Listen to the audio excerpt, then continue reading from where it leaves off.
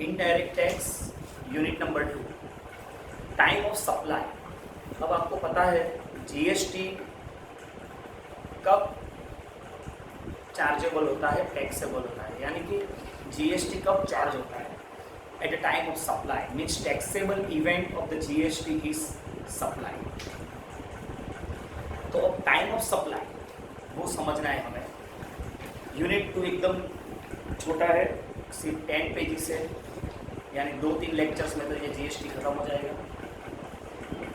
Liability to पे the GST on the goods and service arise at a time of supply of goods and the service. The time of supply fix the point when liability to charge GST arise. यानी time of supply के आधार से GST charge होता है। Means when you supply the goods और service GST is charge due to the date of payment of the GST depends upon the time of supply. यानी फिर से तीनों बार एक ही पॉइंट है, टाइम ऑफ सप्लाई पर डिपेंड है। GST pertaining to supply of current month should be normally paid on the monthly basis bye 20th day of the succeeding month. यानी इस महीने आप जितना भी सप्लाई करोगे कस्टमर्स को गुड्स, उस पर जो जीएसटी पे करना है आपको वो नेक्स्ट मंथ की 20th डे को, यानी ये मई चल रहा है तो मई का जीएसटी आपको 20th जून को पेमेंट करना है। यानी ऑलवेज याद रखना नेक्स्ट मंथ 20th डे। Section 12 and 13 provide the parameters to find out time of supply of the goods and service. अब time of supply of the goods and service वो कब कंसीडर किया जाएगा, तो उसके 3 टेबल है। First one is time of supply, time of issue of the invoice in case of taxable supply of the goods. यानी आपने जब गुड्स सप्लाई किया है बराबर, तो वो time of issue of invoice, bill कब बनाना है, बिल कब कस्टमर को इश्यू करना है, तो उसके लिए 3 इवेंट है, 3 events. First one, invoice is required to be prepared before or at the time of. First one, removal of the goods for supply to the recipient. यानी जब भी आप फैक्ट्री से गुड्स रिमूव करोगे, गोडाउन से goods remove करोगे customer को send करने के लिए, उस टाइम आपको इनवॉइस प्रिपेयर करना पड़ेगा। या second point, delivery of the goods, deliver जब गुड्स कस्टमर के हाथ में डिलीवर कर दिया तब। और तीसरा point, making available of the goods to the recipient, यानी उसके हाथ में पहुंच गया गुड्स तो उसके साथ इनवॉइस थमाओ। यानी 3 इवेंट है। फर्स्ट, गुड्स रिमूव करो तब, सेकंड, डिलीवरी सेंड करो तब, और तीसरा, उसके हाथ में पहुंचे गुड्स उस टाइम बराबर। तीनों में से कोई भी एक टाइम पे यू है, यानी तीनों इवेंट में से कोई भी इवेंट में इनवॉइस प्रिपेयर करना चाहिए, पर करना पड़ेगा, इश्यू करना पड़ेगा। The obligation of supplier of the goods is to issue the invoice latest by the performance. यानी ये तीनों में से कोई भी एक इवेंट में आपको इश्यू करना पड़ेगा इनवॉइस। सेकंड पॉइंट, ये गुड्स के लिए है। अब service, time of the issue of invoice in case of taxable supply of the service. Invoice should be issued within 30 days from the date of supply of the invoice or service. जिस दिन आपने service supply कर दी, provide कर दी, उसके 30 days में आपको invoice issue करना पड़ेगा। ये सर्विस में है। और तीसरा, date of receipt of the payment, payment की डेट कौन सी कंसीडर किया जाएगा, कौन सी डेट को पेमेंट मिला है, तो उसमें 2 ऑप्शन है। Generally the date of receipt of the payment is the date on which payment is entered in the books of account of the supplier। यानी जिस दिन सप्लायर अपने बुक में रिकॉर्ड करेगा कि भी पेमेंट रिसीव्ड, और जिस दिन बैंक अकाउंट में, सप्लायर के बैंक अकाउंट में क्रेडिट होगा ये पैसा, उस दिन दोनों में से एक डेट को whichever is earlier को कंसीडर किया। यानी जिस दिन एंट्री लिखी तब और बैंक में क्रेडिट हुआ तब, दोनों में से whichever is earlier। Rules for determination of time of the supply of the goods. Transactions for the supply of the goods can be classified into 2 categories. First, time of supply of the goods when GST is payable under the forward charge mechanism, and time of supply of the goods when GST is payable under reverse charge. Forward and reverse charge mechanism. अब दोनों का meaning क्या है वो आगे देखो। Time of supply of the goods when GST is payable under the forward charge mechanism on or before 15th November 17, time of supply in case of supply of the goods when GST is payable under the forward mechanism is, forward mechanism में time of supply कब consider किया जाएगा? The date of issue of invoice by the supplier, जिस दिन supplier ने invoice issue किया उसी दिन गुड्स सप्लाई किया, ऐसा कंसीडर किया जाएगा फॉरवर्ड ट्रांजैक्शन में, फॉरवर्ड चार्ज मैकेनिज्म में। और the last day on which supplier is required to issue the invoice, यानी जिस दिन सप्लायर ने, वही मेन पॉइंट है, सप्लायर ने जिस दिन इनवॉइस इश्यू किया वही day time of supply of the goods under the forward charge mechanism में कंसीडर किया जाएगा। और अब time of supply of the goods when GST is payable under reverse charge mechanism, in some cases GST is payable by recipient. Normally आपको पता है forward charge और reverse charge दोनों में क्या है। पहले फॉरवर्ड चार्ज में क्या है, डीलर ने कस्टमर को गुड सेल किया, कस्टमर से वो जीएसटी खुद कलेक्ट करेगा और वो खुद गवर्नमेंट को देगा, यानी supplier will pay to the government by collecting the GST from the customer. But reverse charge mechanism में सप्लायर वो कलेक्शन नहीं करेगा जीएसटी का, recipient directly will pay to the government. It is a reverse charge mechanism.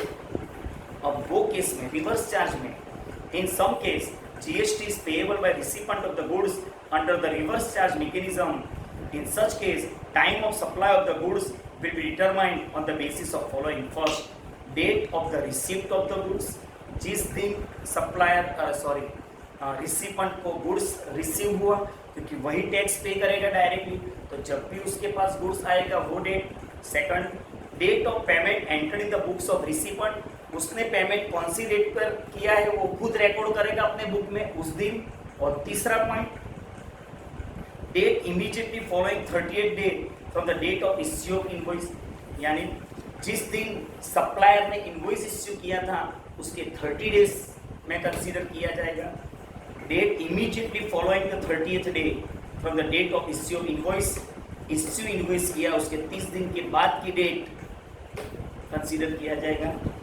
Time of supply criteria 1, 2, 3 और तीनों में से ये तीन कैटेगरी जो क्राइटेरिया थे उसमें से विच एवर इज अर्लियर, यानी पहला गुड्स रिसीव्ड डेट, दूसरा बुक्स रिसिपेंट के बुक्स में एंट्री हुई पेमेंट की वो डेट, और तीसरी डेट जिस दिन इनवॉइस इश्यू हुआ उसके 30 दिन के बाद का date, whichever is earlier. Example, date of supply of the goods by X to agent of Y on 10th November 18, date of recipient of the goods in godown on 12th 18, date of issue of invoice 5th October and date of payment पहले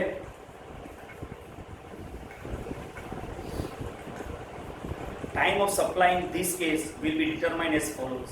Criteria 1, date of receipt of the goods, receipt of the goods, second date 12th, date of, लेकिन ये किसके लिए पहले किस forward charge mechanism में है या ये रिवर्स, ये फॉरवर्ड है। Date of recipient of the goods by Y limited, इसमें लिखा नहीं है कौन सा मैकेनिज्म है।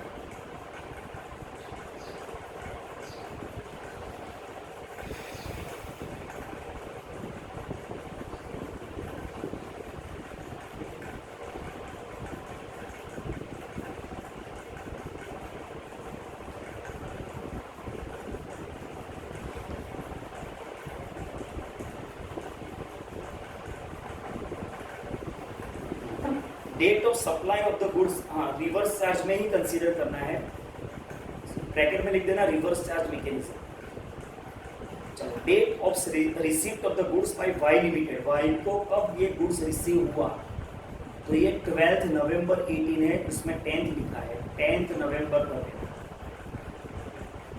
दूसरा, date of payment entered in the books of receiver, यानी वाई लिमिटेड के बुक्स में कब एंट्री हुई, तो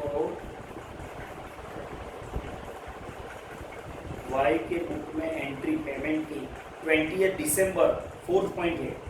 और तीसरी कैटेगरी, इनवॉइस की डेट जो है, date of issue of invoice 5 October 18, 5 October के 30 डेज यानी 5 नवंबर 18 हो गया। और ये तीनों में से whichever is earlier 5 November 18 consider किया जाएगा time of supply of the goods under reverse charge mechanism. अब सर्विसेज, ये गुड्स के लिए था, अब सर्विस के लिए। Time of the supply of the services is given by section 13. These rules are not applicable in case of a person who has opted for composite scheme, यानी ये स्कीम किसके लिए अप्लाई नहीं होगा, जो कंपोजिट स्कीम अप्लाई एडॉप्ट किया है उसके लिए ये लागू नहीं होगा। कंपोजिट स्कीम में क्या है, लमसम टैक्स पे करना है, उसमें कंडीशन है कि 75 लाख से ज़्यादा टर्नओवर नहीं होना चाहिए, कौन सी स्टेट में स्टेट वाइज अलग अलग क्राइटेरिया है वो आगे आएगा। लेकिन जो कंपोजिट स्कीम सिलेक्ट करेगा उसके लिए ये रूल्स नहीं है। Situation 1, invoice is issued within statutory period, this situation covers the case when invoice is issued by the supplier within the statutory period of 30 days of the date of the supply. आगे आ गया था rule, जिस दिन service supply करेगा उसके 30 दिन में इनवॉइस इश्यू करना पड़ेगा, बराबर। In case time of supply of the service is the date of invoice or date of payment whichever is, payment भले 2 महीने के बाद करेगा वो, लेकिन इनवॉइस तो 30 दिन में इश्यू करना ही पड़ेगा। तो इनवॉइस की डेट और पेमेंट की डेट दोनों में से whichever is earlier consider करना पड़ेगा। Second, invoice is not issued within the statutory period, अगर इनवॉइस इश्यू नहीं किया है, बराबर, तो डेट ऑफ पेमेंट कंसीडर करो। Date of provision of service, और जिस दिन सर्विस प्रोवाइड की वो और पेमेंट रिसीव हुआ वो, दोनों में से विच एवर इज अर्लियर। देखो, इनवॉइस अगर इश्यू नहीं किया तो इनवॉइस की डेट ही नहीं है, तो डेट ऑफ प्रोवाइडिंग सर्विस और payment receive whichever is earlier. Where above provisions not applicable, अगर ये प्रोविजन एप्लीकेबल ही नहीं है तो जिस दिन सर्विस रिसीव हुई रिसिपेंट को वो डेट कंसीडर किया जाएगा। Date on which the recipient show the receipt of service in his books. अगर ये दोनों सिचुएशन नहीं है, इनवॉइस भी इश्यू नहीं किया, बराबर, पेमेंट भी नहीं मिला है अभी, तो कौन सी डेट कंसीडर किया जाएगा, time of supply of the service, कौन सी डेट को कंसीडर किया जाएगा, जिस दिन रिसिपेंट ने लिखा I have received the services, वो डेट कंसीडर किया जाएगा। Time of supply of the service when GST is payable under reverse charge mechanism, service में है रिवर्स चार्ज मैकेनिज्म।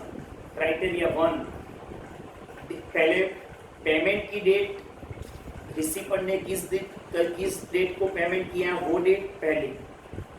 सेकंड, जिस दिन इश्यू किया इनवॉइस उसके 60 डेज के बाद की डेट, जो आगे भी आया था उसमें 30 डेज की बाद की डेट, इसमें 60 डेज की बाद की डेट। एंड तो ये क्राइटेरिया है 1 और 2 विच एवर इज एप्लीकेबल। चलो, उसमें एग्जांपल है, date of completion of the service by X and Y, date of issue of invoice and date of payment. पहली हमें लेनी है डेट ऑफ पेमेंट 21 दिसंबर 18, इसमें 20 लिखा है, 21 लेना है, सॉरी, हाँ, नीचे ब्रैकेट में लिखा है पेमेंट कौन सी डेट को हुआ है, एक्चुअल डेट ऑफ पेमेंट है 20, यानी 20 लेनी है। सेकंड, 60 डेज, इनवॉइस की डेट के 60 डेज यानी 2 महीने के बाद, 25 अक्टूबर, 25 नवंबर, 25 दिसंबर।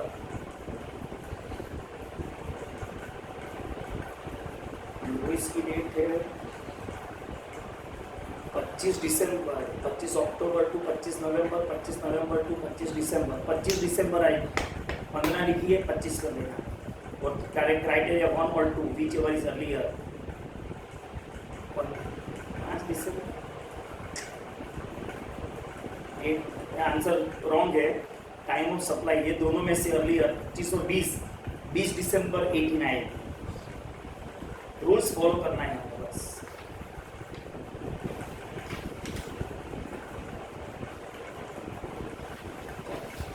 First lecture is over.